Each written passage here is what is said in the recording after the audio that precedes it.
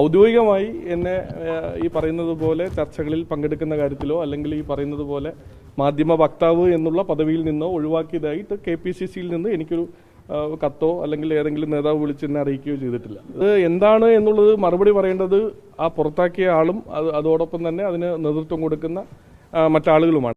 അദ്ദേഹത്തിന്റെ മകനെ അങ്ങനെ ഒറ്റതിരിഞ്ഞ് ആക്രമിച്ച് അങ്ങനെയൊന്നും സൈഡ് ലൈൻ ചെയ്യാനൊന്നും അതൊന്നും അനുവദിക്കില്ല. പാർട്ടിയുടെ നേതൃത്വം, ഞാൻ ഇപ്പോഴും പറയുന്നു, കോൺഗ്രസ് പാർട്ടിയുടെ നേതൃത്വത്തിൽ ഞങ്ങൾക്ക് പരിപൂർണമായി വിശ്വാസമുണ്ട്. പാലക്കാട് തന്നെ വേണമെന്നില്ല, ഈ പറയുന്ന ആലത്തൂരോ അല്ലെങ്കിൽ വയനാടോ എവിടെയാണെങ്കിലും ഒരു MLA എന്നുള്ള നിലയിൽ കുറെ MLA-മാർക്കും MP-മാർക്കൊക്കെ പാർട്ടി ചാർജ് കൊടുത്തതാണല്ലോ. അദ്ദേഹത്തിന്റെ പരിഭവം അതാണ്. ഞാൻ അദ്ദേഹത്തുമായിട്ട് സംസാരിച്ചതാണ്.